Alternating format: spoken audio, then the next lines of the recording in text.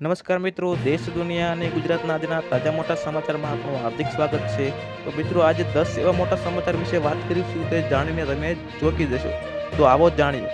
વૈશ્વિક કટોકટી વચ્ચે ભારત સુરક્ષિત. ભૂપેન્દ્ર પટેલ મુખ્યમંત્રીએ એટલે જણાવ્યું હતું કે આજે દુનિયા મોટો દેશ પણ આર્થિક અને સામાજિક સ્થિતિ સામે લડતા થાકી ગયો છે. પરંતુ ભારત સ્થિતિ અલગ છે. એટલે આજે અહીં બેઠેલા લોકો પર ચહેરા પર તણાવ જરાય દેખાતો નથી. કારણ કે તેમને વડાપ્રધાન નરેન્દ્ર મોદી નેતૃત્વ પર અટૂટ ભરોસો છે, એટલે કે પૂરેપૂરો ભરોસો છે. તેમણે ઉમેર્યું છે કે પીએમ મોદી દેશના સતત આગળ લઈ જવાનું કામ કર્યું છે અને કોઈ પણ રાજ્યને તકલીફ ન પડે તે પૂરતું ધ્યાન રાખવામાં પણ આવ્યું હતું. તો બીજી તરફ મિત્રો, હવામાન વિશે વાત કરીએ તો આવનારા 20 દિવસો અતિ ભારે વરસાદ. તો મિત્રો, આવો જાણીએ. અંબાલાલ પટેલે જણાવ્યું હતું કે આગામી 20 દિવસ ગુજરાત સહિત સમગ્ર દેશ માટે અતંગ અને આકર સાબિત થશે, જેમાં અનેક ભાગોમાં આંધી તોફાન આવી શકે છે અને કમોસમી વરસાદ પણ આવી શકે છે.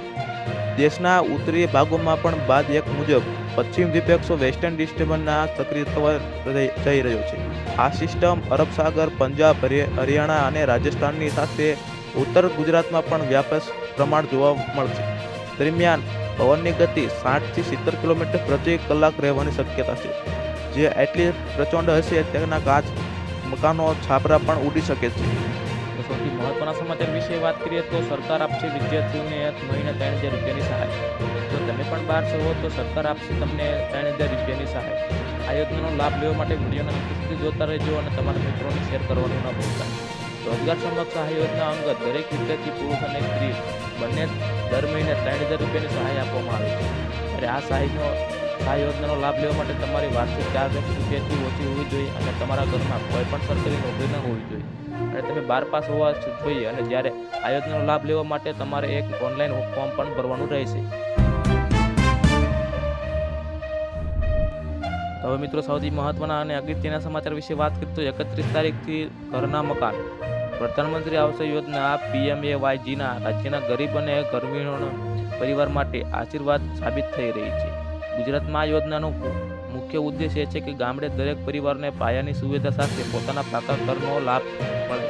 અને 31 માર્ચ 2024ના રોજ વડાપ્રધાન નરેન્દ્ર મોદી હસ્તે અંદાજે 651 કરોડ ખર્ચે છે અને 38,939 નવા આવાસોનું રાજ્યવ્યાપી લોકાર્પણ કરવામાં આવશે. તો હવે મિત્રો, ખેડૂતોને મળશે રાહતના સમાચાર. ખેડૂતોની લોન માફી અને સમગ્ર દેશના સૌથી વધુ આર્થિક ચિંતિત અને વિષય છે. તેવામાં તેલંગાણા ખેડૂતોના લોન માફ કરવામાં આવી રહ્યા છે. તેલંગાણાના CM ચેતમ રેડ્ડીએ લોન માફની યોજના જાહેર કરી છે. તેમણે કહ્યું હતું કે 11 ડિસેમ્બર 2018 અને 9 ડિસેમ્બર 2023 વચ્ચે લોન લેનારા ખેડૂતો માટે 2 લાખ રૂપિયા સુધીના લોન સંપૂર્ણ માફ કરવામાં આવશે. આ પહેલા ઝારખંડ સરકારે પણ ખેડૂતોને 2 લાખ રૂપિયા સુધીની લોન માફ કરવાની જાહેરાત કરી હતી. તો મિત્રો, આ સમાચાર જાણીને તમે ચોંકી જશો અને એલર્ટ થઈ જશો. ભારત સરકાર લોન યોજના PM મુદ્રા યોજના નામે છેતરપિંડી કરવામાં આવી રહી છે. ત્યારે એક લેટર બંધે જાહેર કરી રહ્યો છે કે જેમાં લખ્યું છે કે 36,500 રૂપિયા ભરીને PM કિસાન મુદ્રા યોજના હેઠળ 3 લાખ રૂપિયાની લોન જો લો તો તમને આવો કોઈ પણ પત્ર મળે તેના પર બિલકુલ વિશ્વાસ ન કરો.